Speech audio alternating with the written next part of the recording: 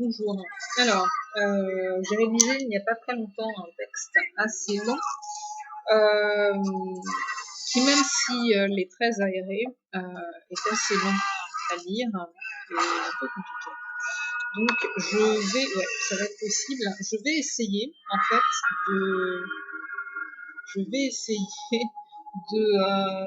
de le lire ici. Alors, il y a un arrière-fond que je vais peut-être arrêter. Enfin, c'est Kingdom of Heaven. Alors, on va voir ce que ça donne. On va faire un premier essai. Donc, ok.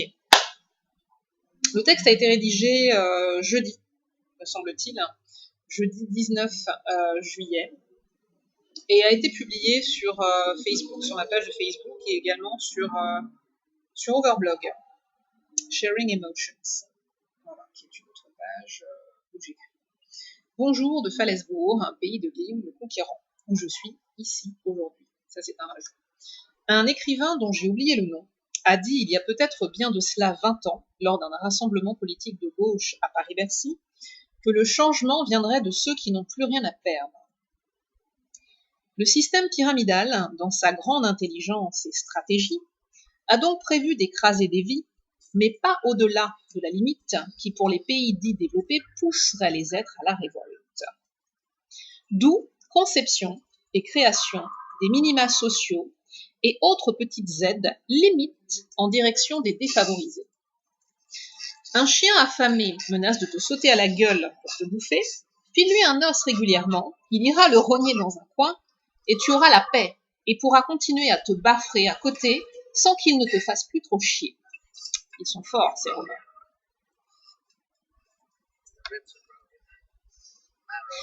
Et puis, crée des niveaux de revenus avec l'esprit de clan qui va avec, les riches ne côtoyant que très très peu ces pauvres, qu'il faudrait aider financièrement et ou inviter tout le temps pour n'importe quel petit mouvement.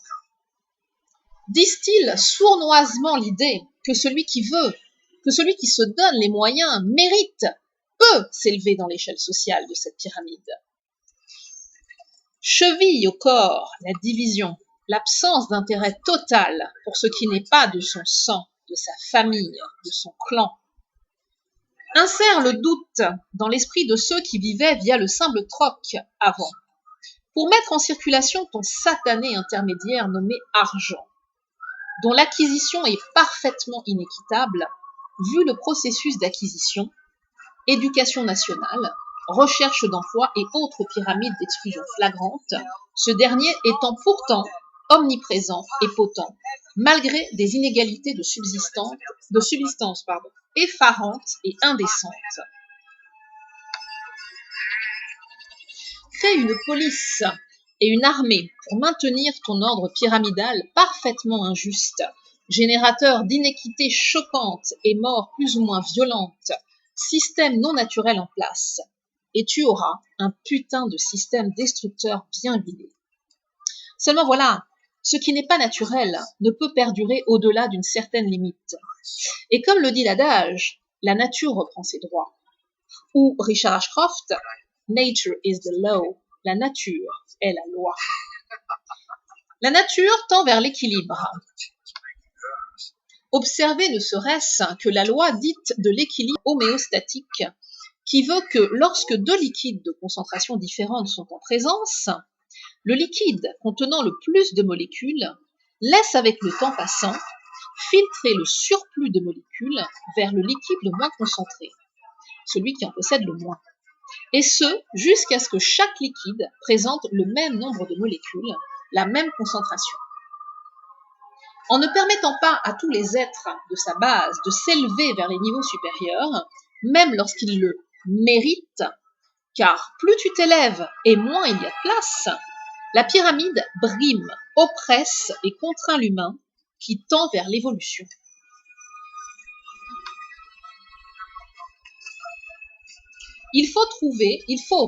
Pour retrouver l'état fluide naturel, que la pyramide s'ouvre en son sommet, offrant la même place, le même espace à tous les niveaux, voire même plus vers le haut que vers le bas, passer du triangle à la cuve, voire au V ouvert vers le ciel.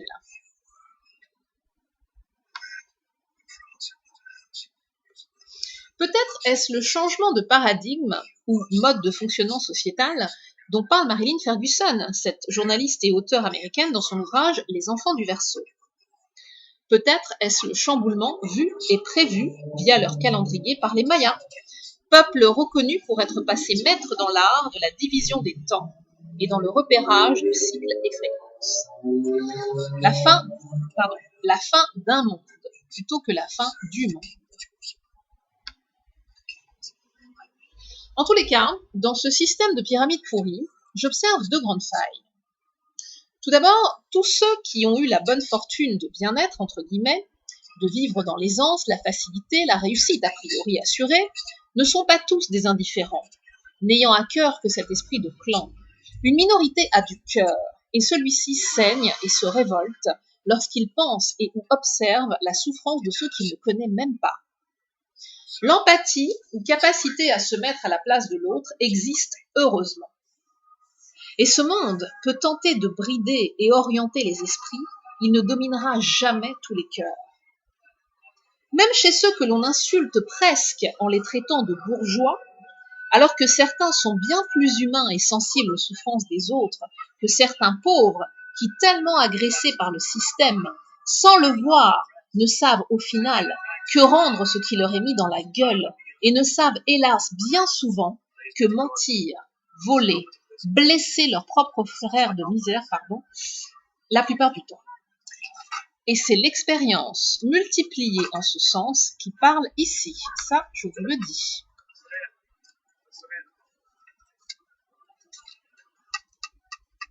Ou encore, certains donc de ces pauvres ne savent qu'agresser, blesser tout autre pauvre fou, juste un tout petit peu mieux positionné qu'eux dans cette foutue pyramide, et qui aura l'idée folle de leur tendre une main secourable.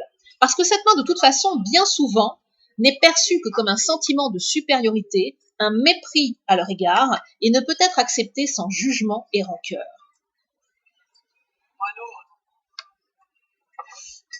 L'aide à autrui, sachez-le bien, est une véritable prise de risque où vous pourrez vous retrouver plongé dans l'eau avec les pieds de celui que vous vouliez en tirer sur la tête pour mieux s'en tirer lui, et vous, au fond, laissé comme un vulgaire marchepied, juste utilisé pour se hisser hors du bourbier. À bon entendeur.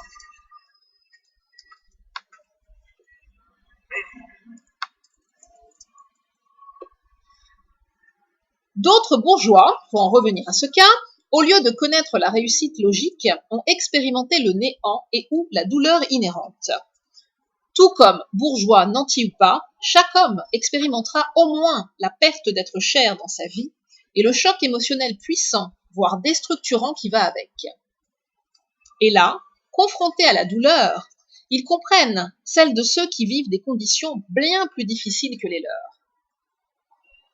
Certains de ceux qui sont vers les hauteurs ne cautionnent pas du tout ce monde, même s'ils y sont ou pourraient y être très bien placés, et disposent de moyens financiers ou autres qu'ils pourraient tout à fait mettre à disposition d'une cause et œuvre noble, entre guillemets, à partir du moment où leur crainte légitime d'être blousés et utilisés pourrait être dépassée, et à partir du moment où ils discerneraient une valeur idéologique, morale, voire spirituelle, qui donnerait un sens à ce monde, qui n'en a pas vraiment, et dès lors un certain crédit. Et là je parle d'un mouvement noble, d'une cause noble qui pourrait effectivement les intéresser. Encore faut-il qu'ils aient le sentiment qu'on n'est pas là pour les utiliser et qu'on n'est pas là pour recréer quelque chose qui existe déjà et qu'il y a vraiment derrière quelque chose de puissant, de fort et d'élevé. Ensuite, deuxième faille, les forces dites de l'ordre pyramidal, ça c'est certain, ne sont que des prolos, comme l'avait dit sans honte Éric Raoult, leur ministre, il y a de nombreuses années de cela, à la télé en plus. Elles sont faillibles de fait, car vivent aussi dans des conditions étriquées et difficiles, sachant que beaucoup de scandales ont éclaté et que la probité des élites est entravée. Ils peuvent tout à fait donc retourner leur veste et dire merde à l'oligarchie qui les méprise comme elle méprise tout le reste, disant aux petites gens « faites ce que je dis, pas ce que je fais » en gros. 3 points de suspension. L'injustice est flagrante, évidente, choquante. Payer des miettes, eux aussi, je parle des forces de l'ordre, pour exercer ce si sale boulot qui consiste à bastonner la gueule ou contraindre leurs frères qui n'en peuvent plus de ce monde injuste, fondamentalement destructeur et hors la loi, celle des hommes primo et de Dieu secondo. Parenthèse, les sages qui avaient discerné les droits de l'homme avaient été horrifiés par le sang versé durant la Révolution française et voulaient absolument éviter ça à nouveau. Ces actes de barbarie qui révoltent la conscience de l'humanité, entre guillemets, et fermez la parenthèse. Ils avaient compris que pour éviter la révolte, qui peut donner la même immondice que ce qui était combattu, il fallait que soient respectés certains principes de base. Bien qu'édictés, rédigés, écrits et repris plusieurs fois par les nations et pays, les systèmes politiques qui étaient décrits comme devant œuvrer à la création des meilleures conditions de vie pour tous, on croit rêver, entre parenthèses, ont clairement failli. S'asseyant royal sur les droits de l'homme, les modifiant dans leur intérêt et continuant à œuvrer dur à leurs meilleures conditions de vie possibles à eux, 1% de la population, qu'ils détruisent sans souci, sachant que la terre en crève aussi, et que si la merde arrive, ils auront déjà construit des villes souterraines où ils courront se réfugier, pendant que nous crèverons en surface des conséquences de leurs décisions et orientations. 3 points de suspension. Un comble, non ? Alors, la brèche est ouverte et béante et s'élargit. Plus les travers et dommages collatéraux du système capitaliste chevillé au corps de la pyramide s'aggravent et accentuent.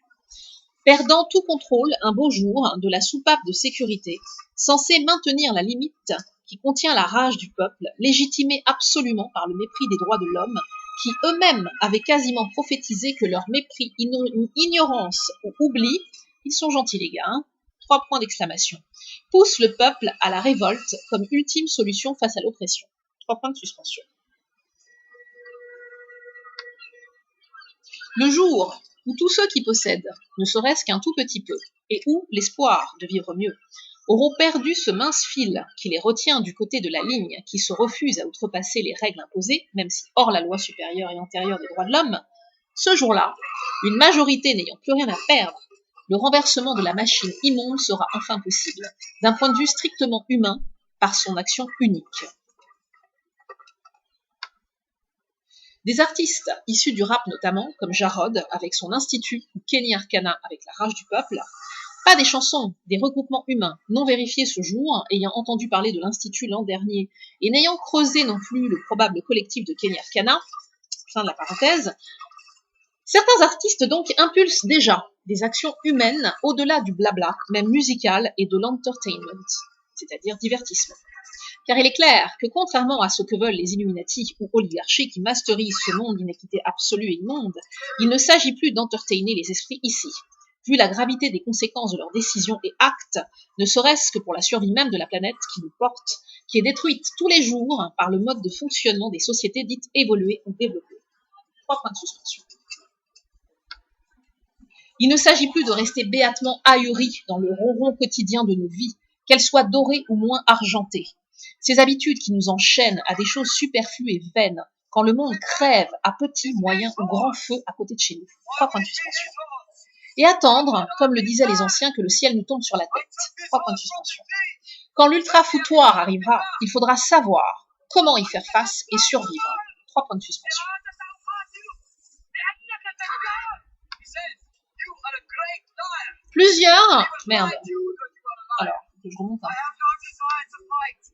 Plusieurs théories circulent. En tous les cas, un chambardement aura lieu, ça c'est quasiment inévitable. 3 points de suspension.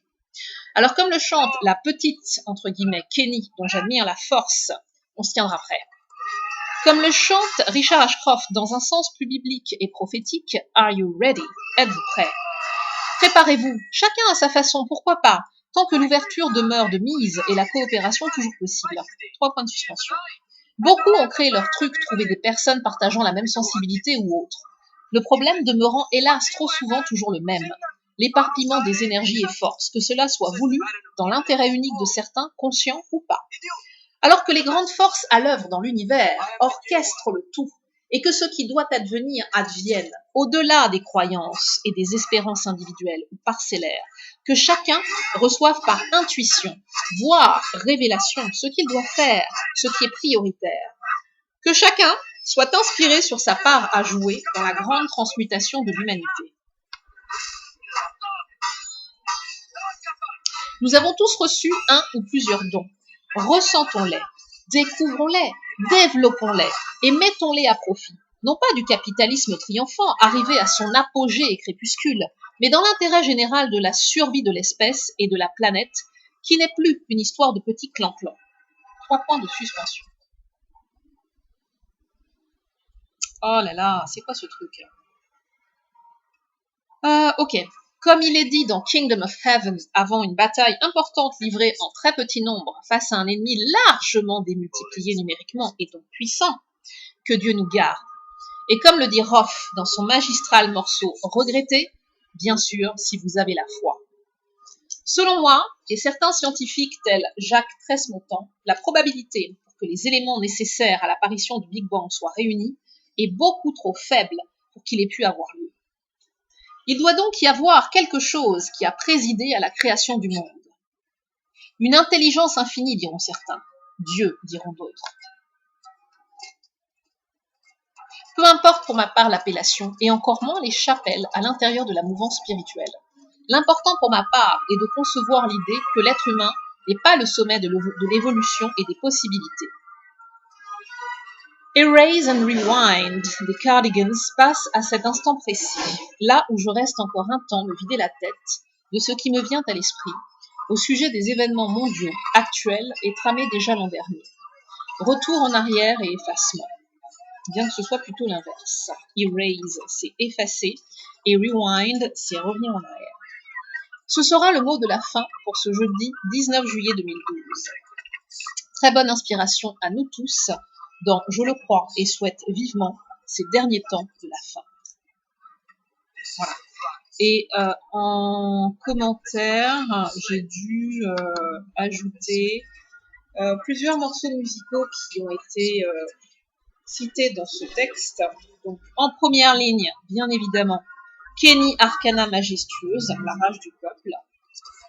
En second morceau musical, j'ai mis Roth, Regretter, au sujet de la perte d'être cher. Un très bon morceau, même si je n'aime pas Roth par ailleurs. En troisième morceau, Richard Wonderful Ashcroft, Nature is the Law, La nature est la loi, de Richard Ashcroft. En quatrième, Richard Prophétique Ashcroft, Are You Ready? Êtes-vous prêt? En cinquième, un extrait de Kingdom of Heaven de Ridley Scott, film, la bande-annonce en français sur YouTube.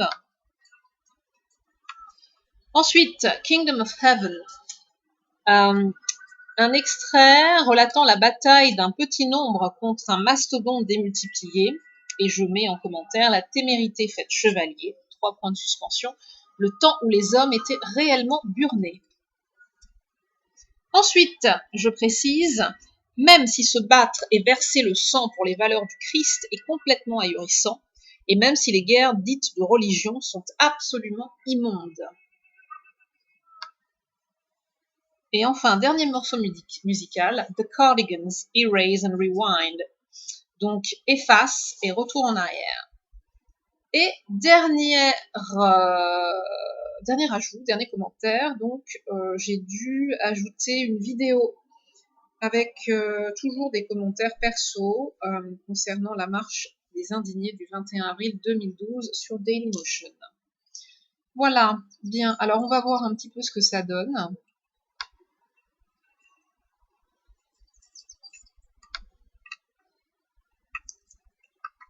On va voir un petit peu ce que ça donne. Bon, enfin bref, je ne vais pas faire de commentaires particuliers. Donc 20 minutes quand même, hein. Allez, hop, stop. Non, c'est pas là, c'est là.